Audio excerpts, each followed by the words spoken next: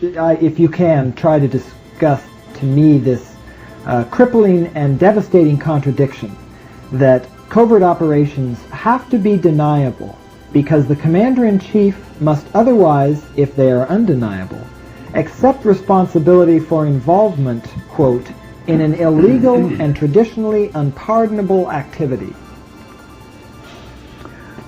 We were operating from 1954 under an NSC directive that required that any and every covert operation leave room for the government, U.S. government, to disclaim plausibly its role, that it was not involved. Take the U-2 that went down in the Soviet Union.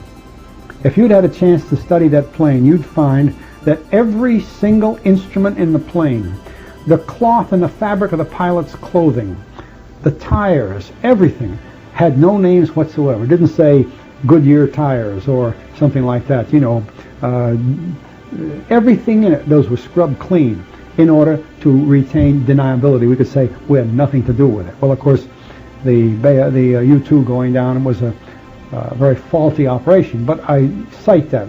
Aircraft that I operated, for instance, in aerial overflights to supply the rebels fighting for the lives of their country in Tibet, every marker on those airplanes had been changed. Cleaned off, scrubbed off, sanitized. We call them sanitized air. It cost us millions of dollars to sanitize these aircraft because we had to deny, if the plane went down, we had to deny we had anything to do with it. This is, in a sense, ridiculous because you can't do it. The type of planes we use were made in the United States and so on. No one else could build a plane. Well, but a lot of people used them. See, we use 130 aircraft. They were used all over the world. It was effective in those things, but if you did get caught, they could quickly analyze who would be doing this, and it comes down to the United States or one or two others at the most. But that aspect of the deniability was required by NSC directive, and we spent millions of dollars trying to carry it out. However, once the operation gets above the bonfire stage, you can't hide it. You see, we used to know that when they tell us we're going to Indonesia with a covert operation, and right away they ask me for 42,000 rifles. Oh, man, that's not a covert. You see, you can't deny that 42,000 American-made rifles show up in Indonesia and we had nothing to do with it. So there's a bit of hypocrisy in that prospect.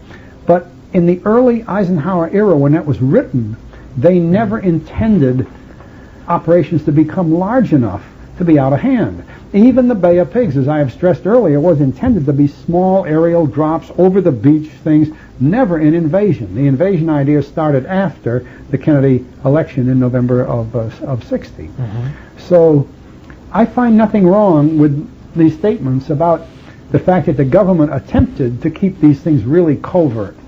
But in fact, we haven't addressed NSAM 57, but 57 speaks of covert activities up to a certain point may be assigned to CIA, up to a certain size, may be assigned, and after that size they may be assigned to the military.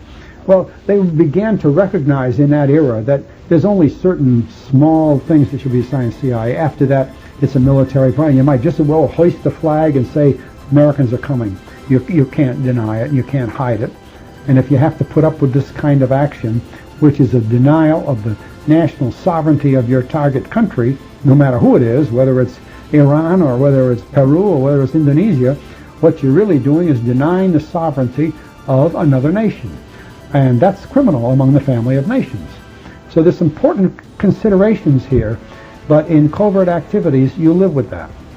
But given, it's such a paradoxical statement of our times, given that they are illegal, that they do violate whatever nation's sovereignty that we move within without their approval, and then that there have been these incidents where the true nature of it, to some degree at least, has become known and they become compromised and you can't deny them. The most blatant one recently is when Niels, whatever his first name was, got North to admit that basically everyone except the American people knew what North knew about these things, and the only persons that North was concealing it was from the American public, no one else. And the poverty of that type of admission and how damaging it was, but there's never any analysis of the real impact or implications for what that means. The way we withdrew from the World Court would be an example of just, well, we'll solve the problem by just withdrawing from a court that rules against us. It says that we committed an illegal act when we covertly bombed the harbors of Nicaragua. How much longer do you feel we can go on with this kind of illegality?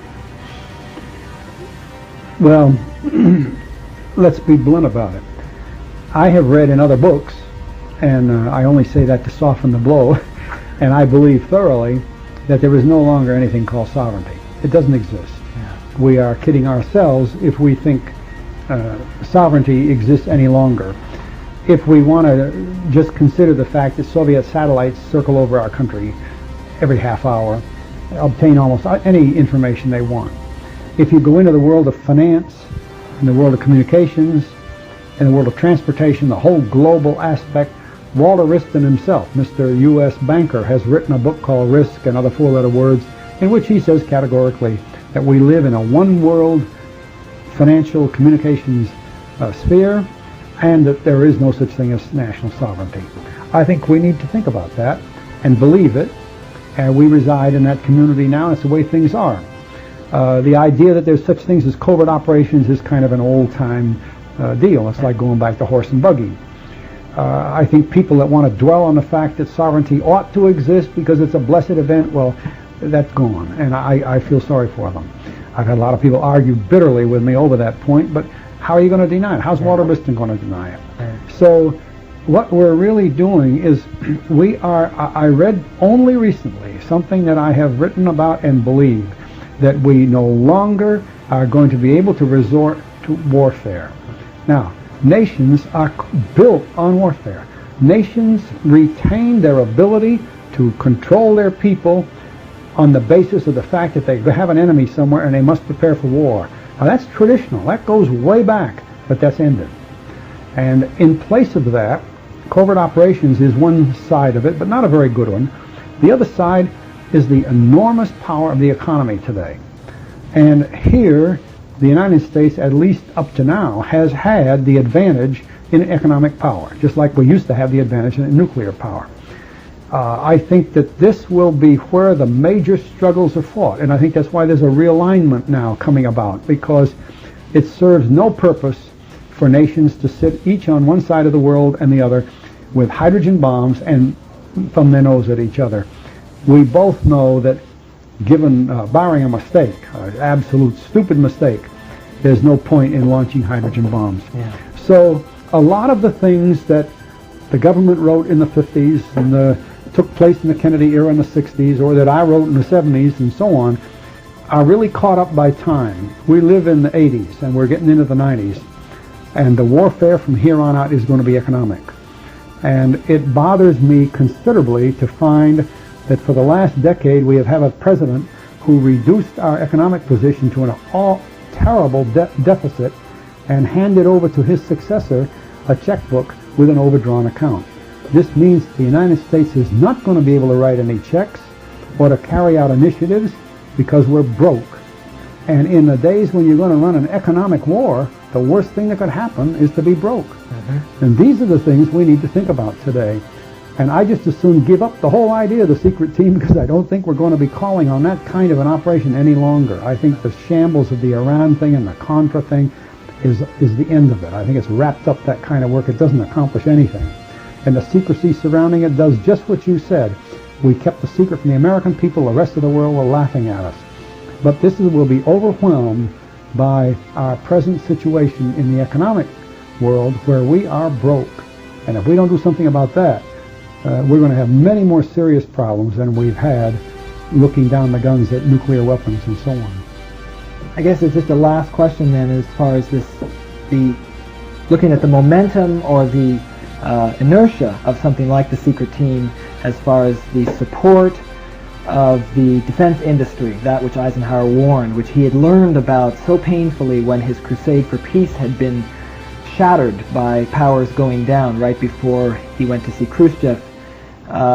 Just as I guess, challenging you here to give a sense of how this might come about. It seems like the inertia is still there so much. How do you get people who have for years profited and gained so much by the kind of defense, military, Iron Triangle system to get them to break that. You wrote, with regard to the creation of the U-2 plane by Lockheed, largely through the doggedness of Vice President Kelly Johnson, successfully selling the idea for this product to the Air Force. What about the fact that this was a classic example of how a project that should have been military, because it was too large to be clandestine, became covert simply as an expedient, and that the reasoning was that in peacetime it could not be military because it was clandestine, so it was to be directed by the CIA, the typical secret team tautology? I think that's a good way to put it, but I think that's one of the things that I am saying is behind us. I see. Because, for instance, look at the problems the government is having attempting to introduce the B-1 and B-2 bombers into some reasonable strategy. There's no role for them. There's nothing to do with them. Yeah. And the fact that they're so-called stealthy, or at least the B-2 is supposed to be stealthy, that only means stealthy in an environment of radar. It makes more noise than old bombers used to. We used to hear old bombers before the radar was developed. You see, a lot of these things are developed to sell the product. Right. So the idea of going back to that world is behind us. And I don't think it's going to stop. Yeah. What we're going to do is move into the energy and food eras. And we will spend as much time dominating the production of energy and the selling of energy products and food production as we used to spend on B-2 bombers and the things like that. The government doesn't stand still, and we're not going to be defeated by anybody, but the weapons are going to be different. Yeah. There's more talk today about Malthusianism. There's more talk today about biological warfare. And I think there's more talk today about mind control. These are weapons, again, but it's a different kind of war. So we can say that all of these things that were written in the 50s and the 60s certainly existed, but I don't see them replicated in the 90s and after the year 2000. But I think the big war will be over the energy supplies and over food supplies. And of course, energy supplies, that war started in 1973. The Arab oil embargo was given the same treatment that covert operations were. The only people that didn't know what was really going on in the Persian Gulf were the American people. We were just paying for it at the gas tank, but we didn't know why. Yeah. Well, these are very critical things, but that's going to be the future of this business. Yeah.